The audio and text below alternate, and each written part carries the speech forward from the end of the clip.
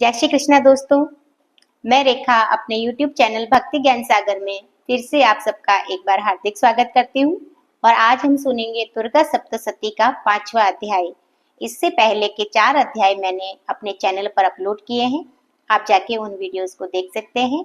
और उसी के साथ अगर आप मेरे चैनल पर नए हैं तो आप इससे सब्सक्राइब करके बेल आइकन का बटन दबाएं ताकि आगे आने वाले सभी वीडियो के नोटिफिकेशन आप तक आ सके। सभी व्रत त्योहार के जो भी वीडियोस हैं वो आप तक पहुंच सके। तो चलिए शुरू करते हैं। आप अध्याय को पूरा सुने, बीच में अधूरा ना छोड़े, इससे माता का अपमान होता है, इसीलिए आप इसे अंत तक जरूर सुने। इससे माता की कृपा आप पर बनी रहेगी और आपकी मनोकामना भी माता पूर्ण करे। इसी कामना के साथ हम शुरू करते हैं 5वां अध्याय। देवताओं द्वारा देवी की स्तुति, चंड मुंड के मुख से अंबिका के रूप की प्रशंसा सुनकर शुंभ का उनके पास दूध भेजना और दूध का निराश लौटना। विनियोग। ओम इस उत्तर चरित्र के रुद्र ऋषि हैं, महासरस्वती देवता हैं, अनुष्ट वो छंद है, भीमा शक्ति है, भामरी बीज है, सूर्य तत्व है और सामवेद स्वरूप है। महासरस्वती की प्रसन्नता के लिए उत्तर चरित्र के पाठ में इसका विनियोग किया जाता है। और ध्यान। जो अपने कर कमलों से घंटा, शूल, हल, शंख, मूसल, चक्र, धनुष, बाण धारण करती है, शरद ऋतु के शोभा संपन्न चंद्रमा के समान जिनकी मनोहर कांति है, जो तीनों लोकों की आधारभूता, शुंभ आदि दैत्यों का नाश करने वाली है, तथा गौरी के शरीर से जिनका प्राकट्य हुआ है, उन महासरस्वती देवी का मैं निरंतर भजन करता हूँ। और ऋषि कहते हैं, पूर्व काल में शुंभ निशुंभ नामक असुरों ने अपने बल के घमंड में आकर सचीपति इंद्र के साथ तीनों लोकों का राज्य यज्ञ भाग छीन लिए। वे ही दोनों सूर्य, चंद्रमा, कुबेर, यम, वरुण के अधिकार का भी उपयोग करने लगे और वायु, अग्नि का कार्य भी वे ही करने लगे। उन दोनों ने सब देवताओं को अपमानित और राज्य भ्रष्ट पराजित तथा अधिकारहीन करके स्वर्ग से निकाल दिया। उन दोनों महान असुरों से तिरस्कृत देवताओं ने अपराजिता देवी का स्मरण किया और सोचा, जगदम्बा ने हम लोगों को वर दिया था कि आपत्ति काल में स्मरण करने पर मैं तुम्हारी सब आपत्तियों का तत्काल नाश कर दूंगी। यह विचार कर देवता गिरिराज हिमालय पर गए और भगवती विष्णु माया की स्तुति करने लगे। देवता बोले, देवी को नमस्कार है, महादेवी शिवा को सर्वदा नमस्कार है, प्रकृति और भद्रा को प्रणाम है। हम लोग नियम पूर्वक जगदम्बा को नमस्कार करते हैं। रुद्रा नाम को नमस्कार है, नित्या गौरी धात्री को बारंबार नमस्कार है, ज्योत्सनामयी चंद्र रूपिणी सुख स्वरूपा देवी को सतत प्रणाम है, शरणागतों का कल्याण करने वाली वृद्धि सिद्धि रूपा देवी को हम बारंबार नमस्कार करते हैं। निरश्रति राक्षसों की लक्ष्मी, राजाओं की लक्ष्मी, सर्वाणी स्वरूपा आप जगदम्बा को बारंबार नमस्कार है। दुर्गा दुर्ग पारा, संकट से पार उतारने वाली, सारा सर्व कारिणी ख्याति कृष्णा धूमा देवी को सर्वदा नमस्कार है। अत्यंत सौम्य, अत्यंत दुरोद्र रूपा देवी को हम नमस्कार करते हैं, उन्हें हमारा बारंबार प्रणाम है। जगत की आधारभूता कृति देवी को बारंबार नमस्कार है। जो देवी सब प्राणियों में विष्णु माया के नाम से कही जाती है, उनको नमस्कार है, उनका नमस्कार, उनको बारंबार नमस्कार है। जो देवी सब प्राणियों में चेतना कहलाती है, जो देवी सब प्राणियों में शुद्धा रूप से स्थित है, उनको नमस्कार है, उनको नमस्कार है, उनको बारंबार नमस्कार है। जो देवी सब प्राणियों में छाया रूप से स्थित है, उनको नमस्कार है, उनको नमस्कार है, उनको बारंबार नमस्कार है। जो देवी सब प्राणियों में शक्ति रूप से स्थित है, उनको नमस्कार है, उनको नमस्कार है, उनको बारंबार नमस्कार है। जो देवी सब प्राणियों में तृष्णा रूप से स्थित है, उनको नमस्कार है, उनको नमस्कार है, उनको बारंबार नमस्कार है। जो देवी सब प्राणियों में शांति रूप से स्थित है, उनको नमस्कार है, उनको नमस्कार है, उनको बारंबार नमस्कार है। जो देवी सब प्राणियों में जाति रूप से स्थित है, उनको नमस्कार है, उनको नमस्कार है, उनको बारंबार नमस्कार है। जो देवी सब प्राणियों में लज्जा रूप से स्थित है, उनको नमस्कार है, उनको नमस्कार है, उनको बारंबार नमस्कार है। जो देवी सब प्राणियों में शांति रूप से स्थित है, उनको नमस्कार है, उनको नमस्कार है, उनको बारंबार नमस्कार है। जो देवी सब प्राणियों में श्रद्धा रूप से स्थित है, उनको नमस्कार है, उनको नमस्कार है, उनको बारंबार नमस्कार है। जो देवी सब प्राणियों में कांति रूप से स्थित है, उनको नमस्कार है, उनको नमस्कार है, उनको बारंबार नमस्कार है। जो देवी सब प्राणियों में लक्ष्मी रूप स्थित है, उनको नमस्कार है, उनको नमस्कार है, उनको बारंबार नमस्कार है। जो देवी सब प्राणियों में वृत्ति रूप से स्थित है, उनको नमस्कार है, उनको नमस्कार है, उनको बारंबार नमस्कार है। जो देवी सब प्राणियों में स्मृति रूप से स्थित है, उनको नमस्कार है, उनको नमस्कार है, उनको बारंबार नमस्कार है। जो देवी सब प्राणियों में दया रूप से स्थित है, स्मृति रूप से स्थित है, उनको नमस्कार है, उनको नमस्कार है, उनको बारंबार नमस्कार है। जो देवी सब प्राणियों में दृष्टि रूप से स्थित है, उनको नमस्कार है, उनको नमस्कार है, उनको बारंबार नमस्कार है। जो देवी सब प्राणियों में माता रूप से स्थित है, उनको नमस्कार है, उनको नमस्कार है, उनको बारंबार नमस्कार है।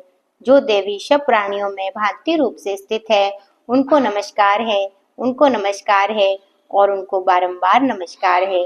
जो देवी जीवों के इंद्रिय वर्ग की अधिष्ठात्री देवी एवं सब प्राणियों में सदा व्याप्त रहने वाली है, उन व्याप्ति देवी को बारंबार नमस्कार है। जो देवी चैतन्य रूप से इस संपूर्ण जगत को व्याप्त करके स्थित है, उनको नमस्कार है, उनको नमस्कार है, उनको बारंबार नमस्कार है।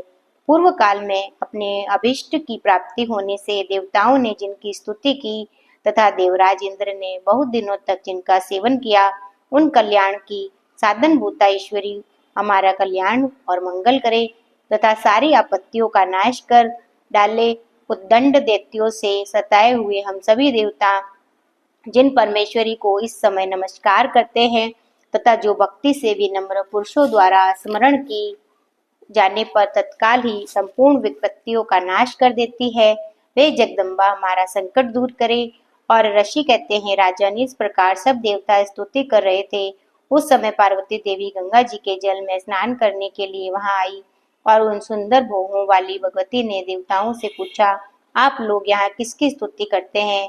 तब उन्हीं के शरीर कोश से प्रकट हुई शिवा देवी बोली, शुंभ दैत्य से तिरस्कृत और युद्ध के निशुंभ से पराजित हो यहाँ एकत्रित हुए ये समस्त देवता यह मेरी ये स्तुति कर रहे हैं। पार्वती जी के शरीर कोश से अंबिका का प्रादुर्भाव हुआ था, इसीलिए वे समस्त लोकों में कौशिकी के कही जाती है। कौशिकी के प्रकट होने के बाद पार्वती देवी का शरीर काले रंग का हो गया, अतः वे हिमालय पर रहने वाली कालिका देवी के नाम से विख्यात हुई। तदंतर शुंभ निशुंभ के भृत्य चंड मुंड वहां आए और उन्होंने परम मनोहर रूप धारण करने वाली अंबिका देवी को देखा। फिर वे शुंभ के पास जाकर बोले, महाराज, एक अत्यंत मनोहर स्त्री है जो अपनी दिव्य कांति से हिमालय को प्रकाशित कर रही है और वैसा उत्तम रूप कहीं किसी ने भी नहीं देखा होगा। सुरेश्वर, पता लगाइए कि देवी कौन है, उसे ले लीजिए। स्त्रियों में वह रत्न है जिसका प्रत्येक अंग बहुत ही सुंदर है तथा वह अपने श्री अंगों के प्रभा से संपूर्ण दिशाओं से प्रकाश फैला रही है। दैत्यराज, अभी हम हिमालय पर ही मौजूद है, आप उसे देख सकते हैं। प्रभु, तीनों लोकों में मणि, हाथी और घोड़े आदि जितने भी रत्न हैं, ये सब इस समय आपके घर में शोभा पाते हैं। हाथियों में रत्न रूप ऐरावत, ये प्रजा पारिजात का वृक्ष, उच्चे श्रवा घोड़ा, ये सब आपने इंद्र से ले लिया है। हंसों में जुता हुआ यह विमान भी आपके आंगन में शोभा पाता है। ये रत्नभूत अद्भुत विमान जो पहले ब्रह्मा जी के पास था, आपके यहाँ लाया गया है। यह महापद्य नामक निधि कुबेर से छीने लाए हैं। समुद्र ने भी आपको किंजलिनी नाम की माला भेंट की है जो केसरों से सुशोभित, जिसके कमल कभी कुमलाते नहीं हैं, और स्वर्ण की वर्षा करने वाला वरुण का छत्र भी आपके घर में शोभा पाता है। जहाँ यह श्रेष्ठ रथ जो पहले प्रजापति के अधिकार में था, आपके पास मौजूद है। दैत्येश्वर, मृत्यु की उत्क्रांति सदा नाम वाली शक्ति भी आपने छीन ली है तथा वरुण का पाश, समुद्र में होने वाले सब प्रकार के रत्न आपके भाई निशुंभ के अधिकार में हैं और अग्नि के भी स्वतः शुद्ध किए हुए 2 वस्त्र आपकी सेवा में अर्पित किए हैं। दैत्यराज, इस प्रकार सभी रत्न आपने एकत्र कर लिए हैं। फिर जो यह स्त्रियों में रत्न रूप कल्याणमयी देवी है, इसे आप क्यों नहीं अपने अधिकार में कर लेते? ऋषि कहते हैं, चंड मुंड का यह वचन सुनकर शुंभ से महादैत्य सुग्रीव को दूत बनाकर देवी के पास भेजा और कहा, तुम मेरी आज्ञा से उसके सामने ये बातें कहना और ऐसा उपाय करना जिससे प्रसन्न होकर वह शीघ्र ही यहाँ आ जाए। दूत पर्वत के अत्यंत रमणीय प्रदेश में जहाँ देवी मौजूद थी गया और वह मधुर वाणी से कोमल वचन बोला। दूत बोला, देवी, दैत्यराज शुंभ इस समय तीनों लोकों के परमेश्वर हैं और मैं उन्हीं का भेजा हुआ दूत हूँ। यहाँ तुम्हारे ही पास आया हूँ। उनकी आज्ञा सदा सब देवताओं एक स्वर से मानते हैं, कोई उनका उल्लंघन नहीं कर सकता और वे संपूर्ण देवताओं को परास्त कर चुके हैं। उन्होंने तुम्हारे लिए जो संदेश दिया है उन्हें सुनो। संपूर्ण त्रिलोकी मेरे अधिकार में है, देवता भी मेरी आज्ञा के अधीन चलते हैं। संपूर्ण यज्ञों के भागों को मैं ही पृथक पृथक भोगता हूँ। तीनों लोकों में जितने श्रेष्ठ रत्न हैं वे सब मेरे अधिकार में हैं। देवराज इंद्र का वाहन ऐरावत जो हाथियों में रत्न के समान है, मैंने छीन लिया है। क्षीर सागर का मंथन करने से जो रत्न अश्वरत्न ऊंचे शिरवा प्रकट हुआ था, उसे देवताओं ने मेरे पैरों पर पड़कर समर्पित किया है। सुंदरी, उनके सिवा भी जितने रत्नभूत पदार्थ देवताओं, गंधर्वों, नागों के पास थे, वे सब मेरे ही पास आ गए हैं।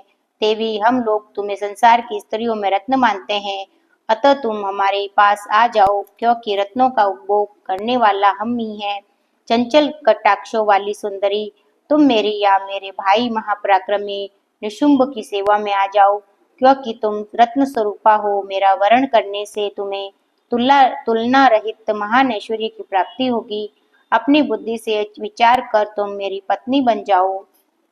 ऋषि कहते हैं, दूत के यो कहने पर कल्याणमयी भगवती दुर्गा देवी जो इस जगत का धारण करती है, मन ही मन गंभीर भाव से मुस्कुराई और इस प्रकार बोली।